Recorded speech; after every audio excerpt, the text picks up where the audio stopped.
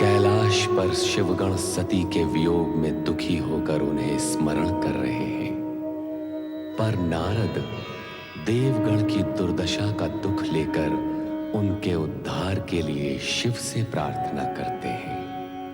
शिव उन्हें ब्रह्मा जी के पास भेजते हैं। मार्ग में नारद असुरों द्वारा देवगण की भयभीत स्थिति देखते हुए ब्रह्मलोक पहुंचते हैं, जहां ब्रह्मा जी देवगण की दुर्दशा का कारण इंद्र को बताते हुए प्रताड़ित कर रहे हैं। नारद भी ब्रह्मा जी के विचार से सहमति प्रकट करते हैं। अपने जब तब से संचित पुण्य के बल पर साधक वरदान प्राप्त करता है। जब तक उसके पुण्य शेष रहते हैं, वरदान की शक्ति भी उसका साथ देती है। पुण्य के क्षीण या समाप्त होते ही वरदान भी अपना प्रभाव खोने लगता है। तारकासुर का पुण्य जब तक उसके अपने साथ है, उसका कुछ भी अहित नहीं हो सकता। अर्थात प्रतीक्षा करनी होगी, अन्य कोई उपाय नहीं। देवराज इंद्र और समस्त देवगण, आप सबको अपना धैर्य धारण करके उस दिन की प्रतीक्षा करनी होगी जिस दिन तारकासुर का पुण्य समाप्त हो जाएगा। इसके पश्चात तो तारकासुर का वध हमारे हाथों हो जाएगा ना परमपिता? नहीं, तारकासुर का वध तुम्हारे हाथों नहीं होगा। तो उसका वध कौन करेगा? हमारी रक्षा कौन करेगा परमपिता? उसका वध शिव जी के पुत्र के हाथ होगा। महादेव पुत्र? शिव जी का पुत्र? किंतु माता सती ने तो आत्मदाह कर लिया है। इतना आश्चर्यचकित होने की आवश्यकता नहीं है जितना आप प्रकट कर रहे हैं। सती के न होने से शिवपुत्र कहां से आएगा? यह प्रश्न तो सरल ही है। शिव का विवाह होगा, विवाह के पश्चात पुत्र की उत्पत्ति होगी और उसी पुत्र के द्वारा तारकासुर का वध होगा। परमपिता, मेरा अभिप्राय है कि आप या शिवजी तारकासुर का वध क्यों नहीं कर देते? यह भी संभव नहीं है। मैंने उसे वरदान दिया है और शिवजी अकारण प्रत्यक्ष रूप से प्रकट नहीं होते। तो फिर शिवजी का पुत्र ही क्यों? तारकासुर का वध तो कोई भी कर सकता है। उसका पुण्य क्षीण होने पर यह कार्य किसी के लिए भी संभव होगा। ऐसा नहीं है। ऐसे संस्कारी और शक्तिशाली प्राणी को वही मार सकता है जो तपस्वी, तेजस्वी, ओजस्वी, लोक कल्याणकारी, निरहंकारी, परम पुण्य एवं पवित्र अंश से उत्पन्न हुआ हो। और ये गुण केवल शिव के अंश में ही विद्यमान हो सकते हैं। तारकासुर जैसे योगवादी असुर का वध करने के लिए भोग वृत्ति वाला नहीं, योग वृत्ति वाला ही समर्थ हो सकता है। और इस जगत में शिव से बड़ा योगी है ही कौन? किंतु परमपिता, क्या शिवजी विवाह करेंगे? वे तो सदा ही सती के वियोग में समाधिस्थ रहते हैं। क्या उनके विवाह की कोई संभावना है? निश्चय ही है, क्योंकि सती के दिए वरदान के अनुसार शक्ति का आगामी अवतार हिमालय राज और उनकी पत्नी मैना रानी की पुत्री के रूप में होगा। परमपिता, क्या आप शक्ति माता का आगामी अवतार भी होगा? हाँ, उन्होंने वरदान दिया है तो अवश्य ही। परमपिता, माता सती ने कब, क्यों और किसको वरदान दिया था, ये आप स्पष्ट करेंगे तो देवगणों का मन आश्वस्त होगा।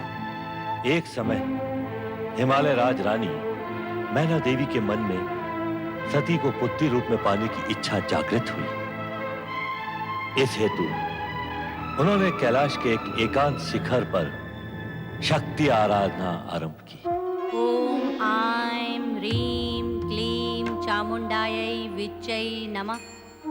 ओम आईं ह्रीं क्लीं चामुंडायै विच्चै नमः। ओम आईं ह्रीं क्लीं चामुंडायै विच्चै नमः। ओम आईं ह्रीं क्लीं चामुंडायै विच्चै नमः। ओम आईं ह्रीं क्लीं चामुंडायै विच्चै नमः। ओम आईं ह्रीं क्लीं चामुंडायै विच्चै नमः। ओम आईं ह्रीं क्लीं चामुंडायै विच्चै नमः। ओम आईं ह्रीं क्लीं चामुंडायै विच्चै नमः। ओम आईं चामुण्डायै विच्चै नमः। ॐ ऐं ह्रीं क्लीं चामुण्डायै विच्चै नमः। ॐ ऐं ह्रीं क्लीं चामुण्डायै विच्चै नमः। महारानी मैना देवी, जागो, जागो मैना देवी।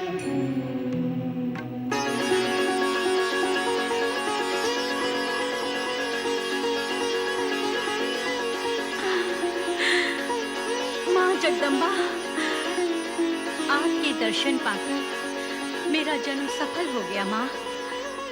और तुम्हारे जब तक से मैं प्रसन्न हो गई। मांगो, इच्छित वरदान मांगो। केवल ये कि अगले अवतार में मैं आपको पुत्री रूप में पाने की इच्छुक हूँ। तुम्हारी ये इच्छा पूर्ण करने हेतु मैं वरदान दे भी दूं, तो ये समझ लो कि वो कष्टों से पूर्ण ही होगा। कारण कि इस जन्म में जिन कठिन परिस्थितियों और कठोर परीक्षाओं के कारण मैं इस देह का त्याग करूंगी, अगले अवतार में मुझे इससे भी कठिन परीक्षाएं देनी होंगी। क्या तुम अपनी पुत्री का दुख और कष्ट झेल सकोगी? आपकी माता बनने का सुख प्राप्त करने हेतु मैं सभी दुखों को झेल लूंगी। माँ का विरह रूप ममता और आशीर्वाद के कवच से परिपूर्ण होगा, जो कष्टों को आप तक आने भी नहीं देगा। मुझे पुत्री रूप में प्राप्त करने की इच्छा मन में इतनी बलवती है कि यदि वो पूर्ण ना हुई तो अर्थ का अनर्थ भी हो सकता है। उससे तो अच्छा है कि कष्टों को सहन करने हेतु तत्पर होकर मैं आपके यहाँ जन्म लूं। सत्य, तो मेरा तप सफल होगा।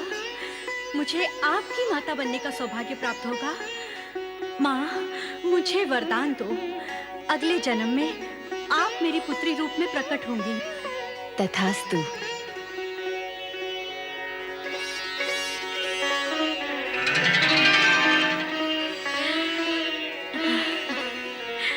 यह अटल सत्य है कि सती के दिए हुए वरदान के अनुसार सती के पुनः नारी अवतार के माता पिता बनने का श्रेय हिमालय राज और मैना को प्राप्त होगा। देवराज इंद्र, इस हेतु आप सभी देवगणों को मैना रानी और हिमालय राज के पास जाकर उन्हें सती के वरदान का स्मरण कराते हुए शक्ति आराधना के लिए प्रेरित करना होगा। शक्ति आराधना? हाँ, शक्ति आराधना, जिससे उद्देश्य पूर्ति की दिशा में कार्य प्रारंभ हो सके। जो आज्ञा ब्रह्मदेव, हम इसी क्षण वहां जाते हैं।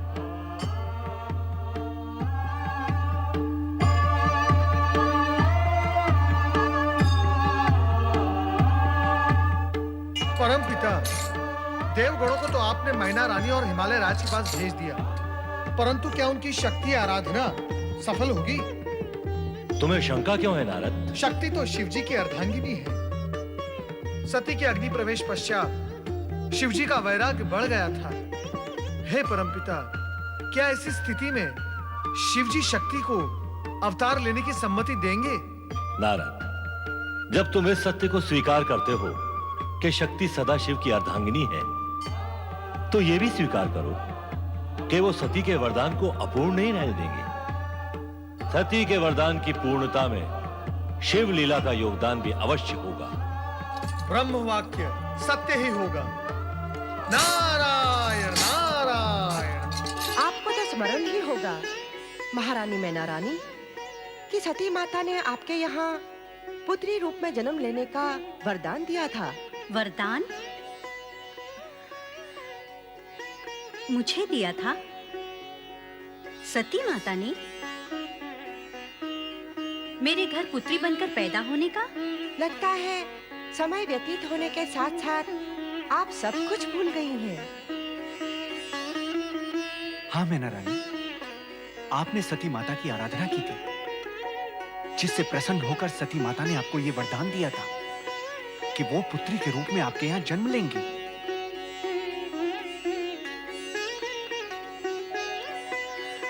हाँ हाँ, कुछ कुछ स्मरण तो हो रहा है। सती को पुत्री रूप में पाने के लिए मैंने आराधना तो की थी। तो अब उस वरदान की पूर्ति के लिए आपको माँ शक्ति की आराधना करनी होगी। हाँ, आपको शक्ति आराधना करनी होगी, क्योंकि सती ही शक्ति का रूप है। शिव लीला के कारण आप वो वरदान भूल गई हैं।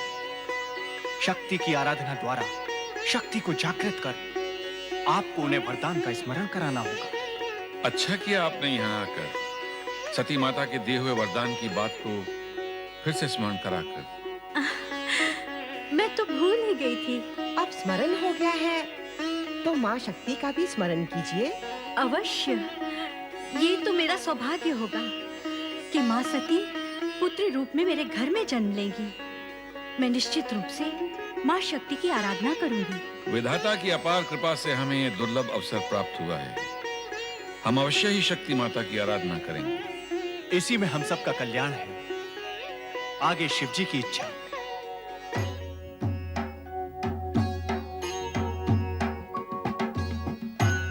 ये तो नित्य की समस्या है। भोलेनाथ को समाधि से जगाएं कैसे? उन्हें बारंबार जगाने की आवश्यकता क्या है स्वामी? सुयशा, सोच विचार कर बोलो। भोलेनाथ इसी प्रकार समाधि में लीन रहे तो क्या हम अनाथों की भांति रहेंगे? ये निरंतर समाधि क्या उनको वैराग्य की ओर नहीं ले जाएगी? हमारा क्या होगा? वो तो हमारे स्वामी हैं। उनके बिना हमारा पोषण और रक्षा कौन करेगा? क्षमा करे स्वामी, भूल हो गई। भोलेनाथ की समाधि तो देवऋषि नारद ही भंग कर सकते हैं। किंतु देवऋषि नारद है कहाँ?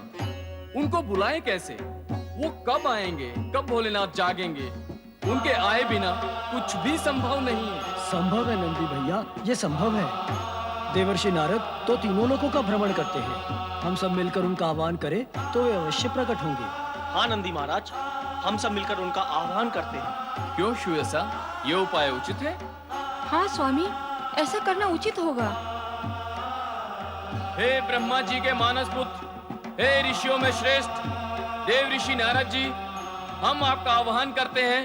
ओम ब्रह्मपुत्र नारदाय नमः।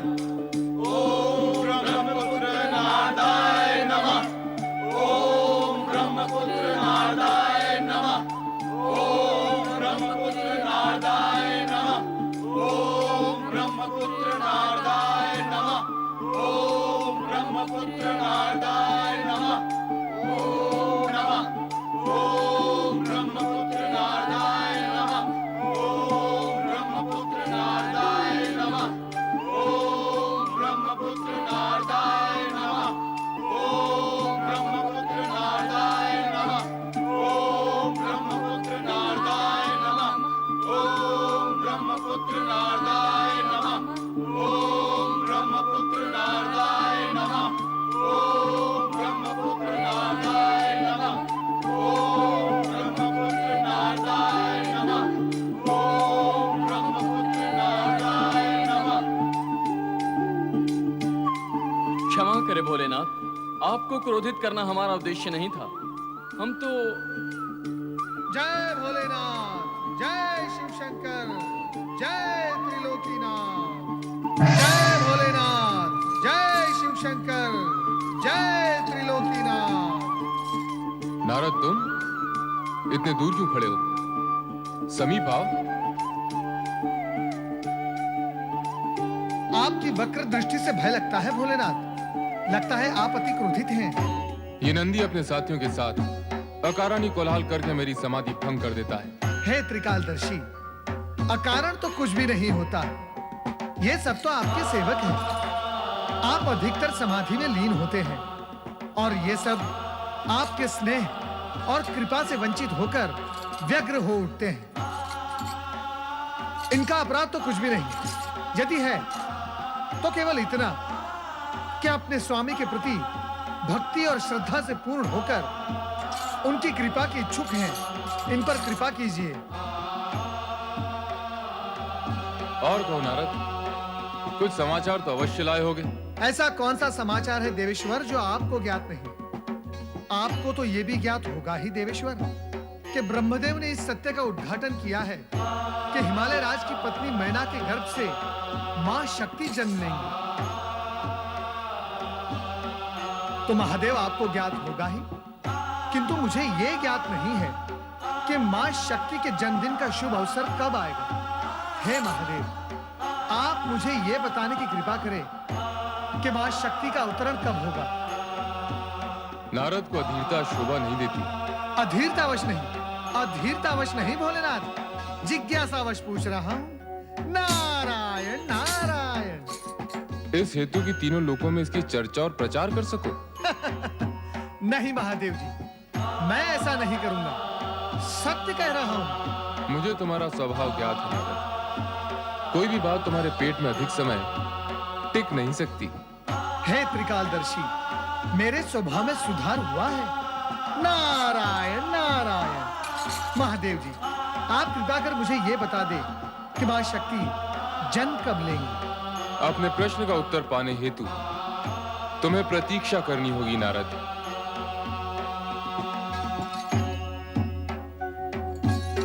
नारायण नारायण।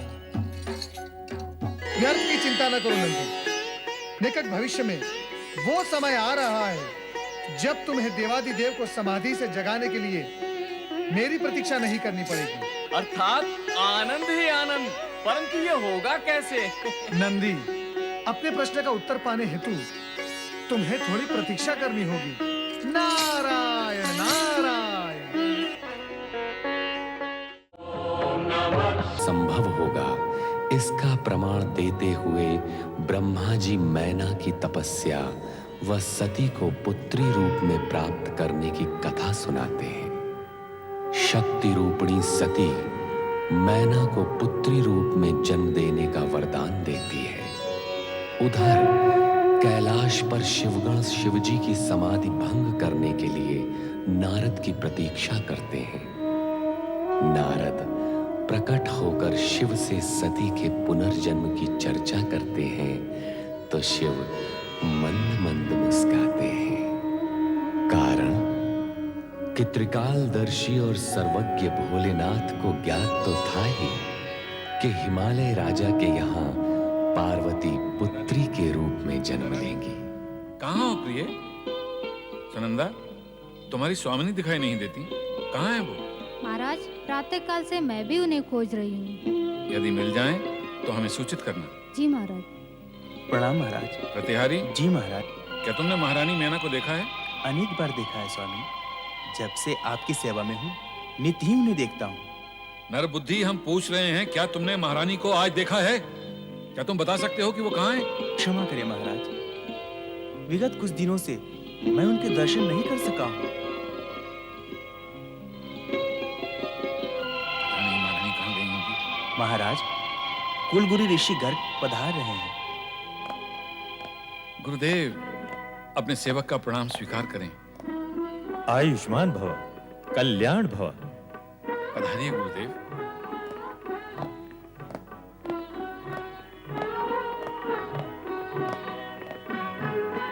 विराजिए गुरुदेव। नहीं हिमालय राज, बैठने का समय नहीं है, यज्ञ के अनुष्ठान में पहुंचना है। मैं तो केवल तुम्हें एक शुभ सूचना देने आया हूँ। कहिए ना गुरुदेव। हिमालय राज, अपनी ज्योतिष गणना के आधार पर मैं इस परिणाम पर पहुंचा हूँ कि तुम्हें शीघ्र ही पुत्र रत्न की प्राप्ति होगी। पुत्र रत्न की प्राप्ति? हाँ राजा, उस शुभ अवसर की प्रतीक्षा करो, विधाता तुम पर प्रसन्न है। प्रणाम गुरुदेव। महाराज की जय हो। आओ महामंत्री। महाराज किसी गहन विचार में थे? हाँ महामंत्री, देखो ना, सुबह से महल का कोना कोना छान लिया है, लेकिन महारानी मैना कहीं दिखाई नहीं देती। वे महल में होंगी तो मिलेंगी ना। अर्थात वो महल में नहीं है? कहाँ है वो? महाराज, वे वन में शक्ति की आराधना कर रहे हैं। वन में शक्ति की आराधना? अकेले? हाँ महाराज। हम भी वहां जाएंगे। तुम्हें शीघ्र ही पुत्र रत्न की प्राप्ति होगी। महारानी। ओम आईं ह्रीं क्लीं चामुंडायै विच्चे ओम ऐं ह्रीं क्लीं चामुण्डायै विच्चे। ओम ऐं ह्रीं क्लीं चामुण्डायै विच्चे। ओम ऐं ह्रीं क्लीं महारानी मैना? चामुण्डायै विच्चे। ओम मैना ऐं रानी? ह्रीं क्लीं। प्रिय,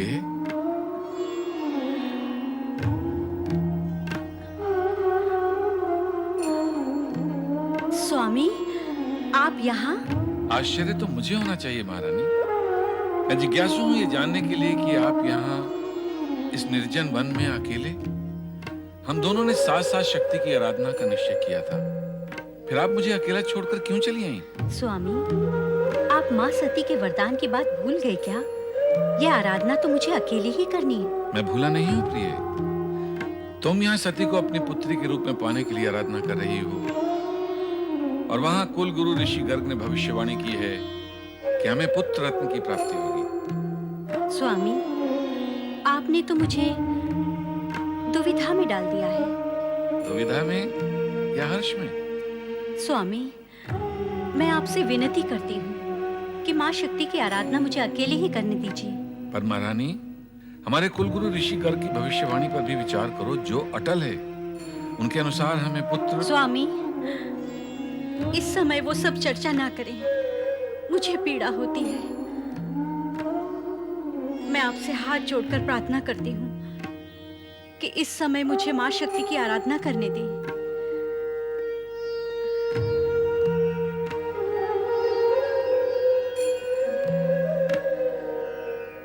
ओम ऐं ह्रीं क्लीं चामुण्डायै विच्चे।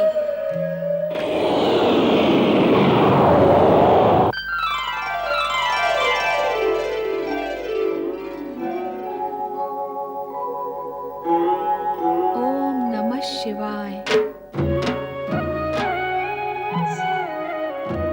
मुझे आज्ञा दें देवेश्वर। आज्ञा? क्या तुम यहाँ इस समय मेरी आज्ञा से प्रकट हुई हो? निस्संदेह आपकी इच्छा के बिना तो मेरा यहाँ प्रकट होना संभव ही नहीं है। आपकी लीला तो अपरंपार है। उसी के वशीभूत होकर मैं यहाँ इस समय आपके सामने प्रकट हुई हूँ। मैं आपसे भिन्न तो नहीं हूँ? भिन्न नहीं हो तो प्रकट होने और आज्ञा लेने की क्या आवश्यकता है? वो भी आपकी लीलावश। सती अवतार में पिता दक्ष के यज्ञ में जाने देना और उसका विरोध न करना, वो भी तो आपकी लीला ही थी। तब तो तुम्हें यह भी ज्ञात होगा कि मैंने ऐसा क्यों किया। तुम मेरा अभिन्न अंग हो तो यह भी अवश्य ज्ञात होगा कि तुम्हारा अगला नारी अवतार कहाँ हो। यदि ज्ञात है तो आज्ञा लेने की क्या आवश्यकता है? हिमाचल महारानी मैना देवी की आराधना का उत्तर देना आपकी आज्ञा के बिना कैसे संभव हो सकता है देवेश्वर? शक्ति की आराधना करने वाले साधकों को अनुकूल उत्तर देने हेतु तुम स्वतंत्र हो। मैं समझ गई देवेश्वर।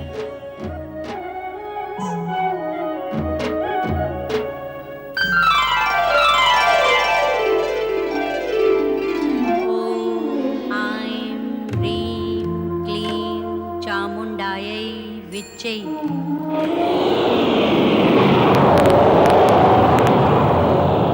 ओम ऐं ह्रीं क्लीं चामुण्डायै विच्चे।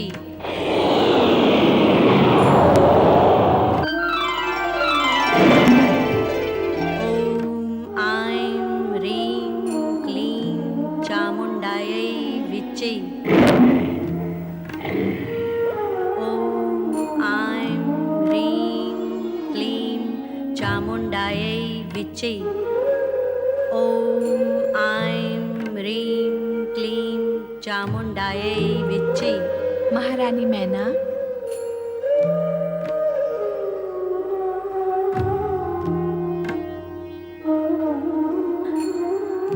माँ जगदम्बा, मैना रानी, मैं तुम्हारी भक्ति और आराधना से प्रसन्न हुई। माँ जगदम्बा, अब मुझे भी प्रसन्न कीजिए। आपने मेरे घर पुत्री बनकर जन्म लेने का जो वरदान मुझे दिया था, उसे पूर्ण करो माँ। उसी उद्देश्य की पूर्ति हेतु तो मैं प्रकट हुई हूँ। मैं पुत्री के रूप में तुम्हारे गर्भ से अवश्य जन्म लूंगी, किंतु ऋषि गर्ग की भविष्यवाणी और तुम्हारे पति की मनोकामना पूर्ण होने के पश्चात प्रथम तुम एक पुत्र की माता बनोगी, उसके पश्चात मैं जन्म लूंगी। उस समय की तुम्हें प्रतीक्षा करनी होगी। तुम्हारी आराधना पूर्ण हुई, अब तुम अपने महल लौट जाओ।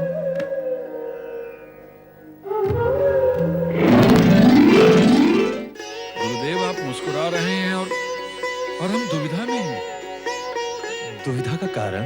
आपकी भविष्यवाणी सती माता के वरदान अनुसार महारानी शक्ति की आराधना करने गई है कि उन्हें वो पुत्री के रूप में पा सकें, और आपकी भविष्यवाणी के अनुसार हमें पुत्र रत्न की प्राप्ति होगी। दोनों ही बातें असत्य नहीं हो सकती। तो सत्य क्या है गुरुदेव? क्या सत्य है गुरुदेव? हमें पुत्र रत्न की प्राप्ति होगी अथवा पुत्री की? दोनों गुरुदेव? हाँ राजन, मैना महारानी पहले पुत्र को जन्म देगी, फिर पुत्री को। हाँ स्वामी, माँ शक्ति ने भी यही वरदान दिया है जो राजगुरु गर्ग कह रहे थे। मेरा प्रणाम स्वीकार हो। अखंड सौभाग्यवती भव, पुत्रवान भव, पुत्रीवान भव। अब तो तुम्हारी दुविधा दूर हुई राजन? हाँ गुरुदेव, माँ शक्ति की कृपा और आपके आशीर्वाद से अब कोई दुविधा नहीं। हमारी मंगल कामना और आशीर्वाद सदा तुम्हारे साथ है राजन।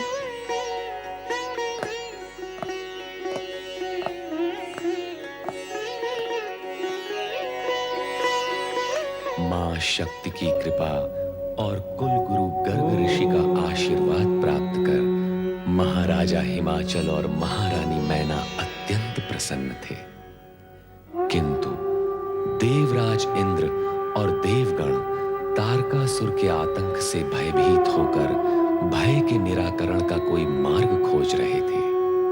तभी उनकी भेंट आकाश में विचरण करते हुए देवर्षि नारद से हो गई। नारायण नारायण नारायण, श्रीमन नारायण नारायण नारायण,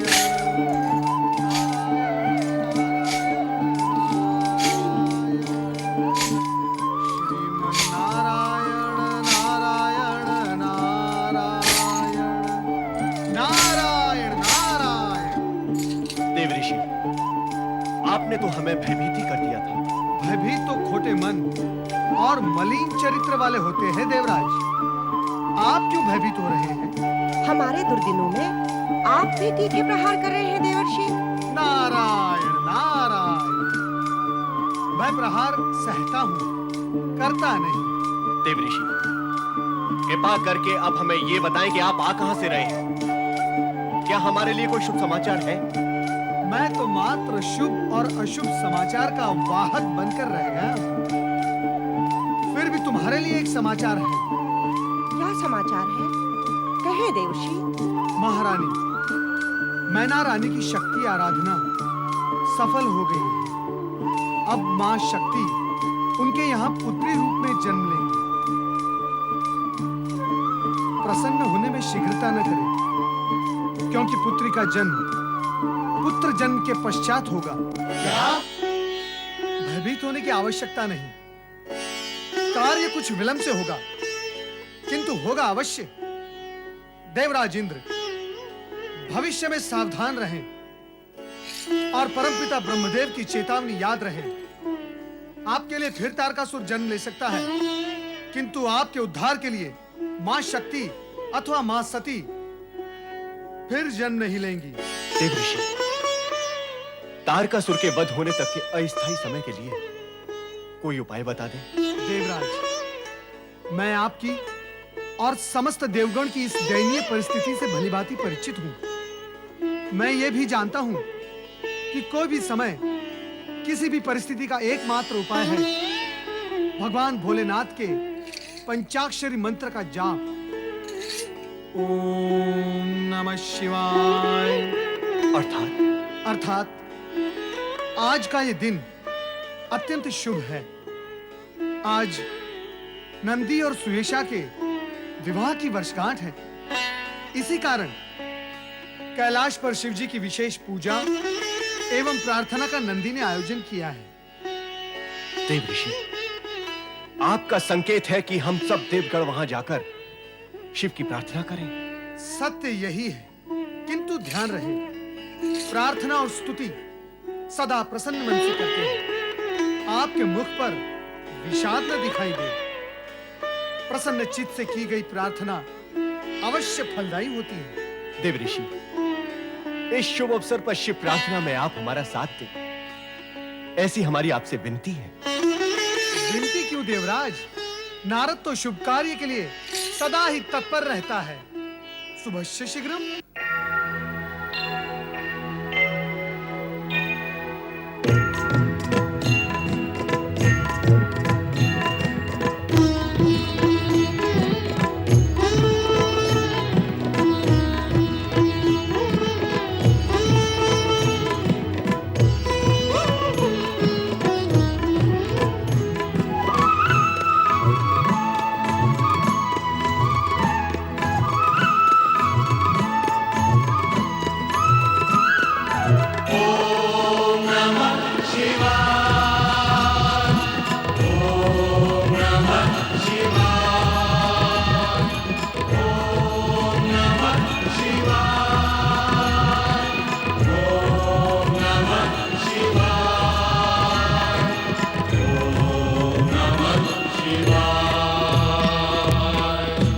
जल थल में हर एक पल में दसों दिशा में भोर निशा में। नभ जल थल में हर एक पल में दसों दिशा में भोर निशा में। जन्म मरण में जड़ चेतन में तुम ही तुम हो समाए। ओम नमः शिवाय, ओम नमः शिवाय, ओम नमः शिवाय, ओम नमः शिवाय, ओम नमः शिवाय।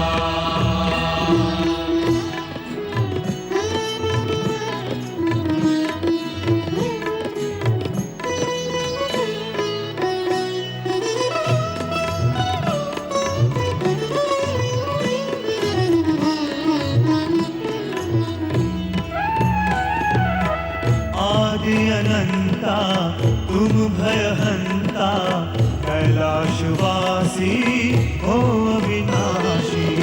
आदि अनंता तुम भयहंता कैलाशवासी हो अविनाशी। हो सुख करता तुम दुख हरता हर संकट के उपाय। ओम नमः शिवाय,